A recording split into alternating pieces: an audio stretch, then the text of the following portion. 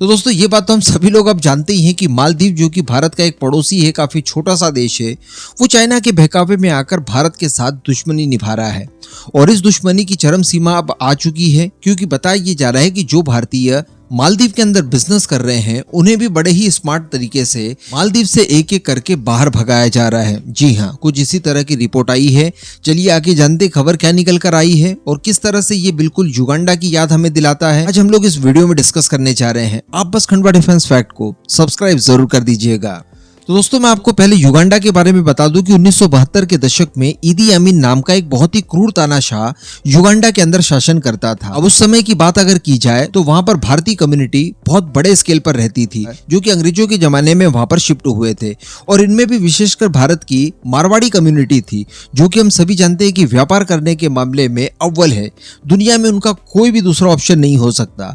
अब दोस्तों उन्होंने अपनी मेहनत, ईमानदारी और लगन के जरिए अपने व्यवसाय को कुछ इस लेवल तक लेकर गए कि युगांडा की अर्थव्यवस्था और वहां पर रोजगार देने का पूरा जिम्मा उन्होंने अपने कंधों पर ले लिया। यानी इतने ज्यादा वेल्थी हो गए, इतने ज्यादा बड़े स्केल पर अपने व्यवसाय को फैला लिया कि युगांडा के लोगों को वही लोग व्यवसाय देते थे। इस बात से ईदी अमीन को बहुत ज्यादा जलन हुई और ईदी अमीन ने सडनली अपनी सनक के चलते इन्हीं भारतीय मारवाड़ियों के खिलाफ जहर उगलना शुरू कर दिया। वहां के लोकल लोगों के मन में इन मारवाड़ीज के खिलाफ नफरत घोल दी और एक माहौल तैयार कर दिया। उसके बाद हुआ ये कि भारतीय कम्युनिटीज को मार मार कर वहां से भगाया गया और उन्हें व्यवसाय नहीं करने दिया और जो उनका स्थापित व्यवसाय था उसके ऊपर भी कब्जा कर लिया। अब इसके बाद की स्टोरी सुनिए, बड़ी ही मजेदार है, क्योंकि ये जो भारतीय लोग थे ये जिस भी देश में युगांडा से पलायन करके गए, कुछ भारत भी वापस लौट आए और कुछ यूरोप के देशों में भी गए, जिसमें ज्यादातर मारवाड़ी ब्रिटेन चले गए और वहीं पर अपना व्यवसाय शुरू किया।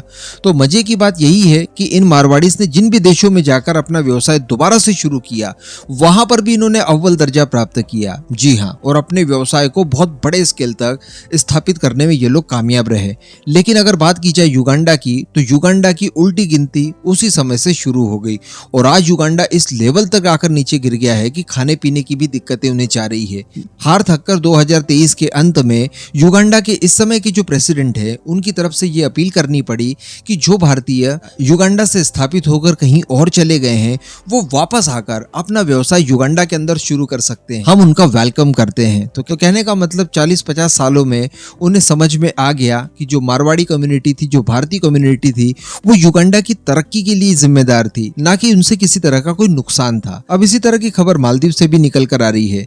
दरअसल मालदीव की तरफ से कुल 186 विदेशी व्यवसायियों को अपने देश से बाहर निकाल दिया है, उन्हें डिपोर्ट कर दिया है, जिसमें बताया ये जा रहा है कि सबसे ज्यादा तो बांग्लादेशी थे, लेकिन इसके अलावा 43 यानी 43 व्यवसायी भारतीय भी थे। हालांकि एक चाइनीज भी था और कुछ एक और आसपास के पड़ोसी देशों के थे, जिसमें श्रीलंका भी शामिल है। तो इस तरह से कुल 186 व्यवसायियों को इन्होंने अपने देश से बाहर निकाल दिया। इनके ऊपर आरोप ये लगाया गया है कि ये लोग इनलीगल तरीके से मालदीव के अंदर व्यवसाय कर रहे थे। और इनलीगल व्यवसाय कैसा? दरअसल इनका कहना यह है कि इन्होंने किसी दूसरे के नाम पर अपना व्यवसाय मालदीव के अंदर स्थापित किया था और इसे ये लोग रन कर रहे थे।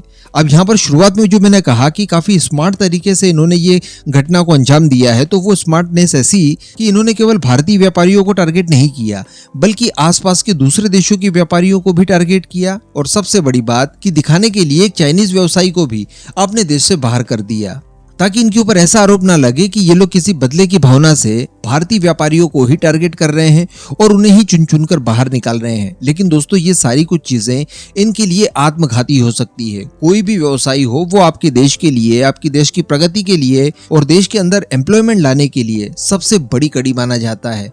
यही आपके देश की तरक्की के लिए सबसे बड़े योगदान में से एक देते हैं। तो ऐसी परिस्थिति में इनका वेलकम करना चाहिए, इनकी सुविधाओं का ध्यान रखना चाहिए, ना कि इन्हें किसी तरह से अपने देश से ही निकाल देना चाहिए। और इस तरह का काम डेफिनेटली इनके लिए एक अभिशाप साबित हो सकता है। अब इस पूरे मुद्दे पर दोस्तों आपका क्या मानना है, नीचे कमेंट करके जरूर बताइएगा।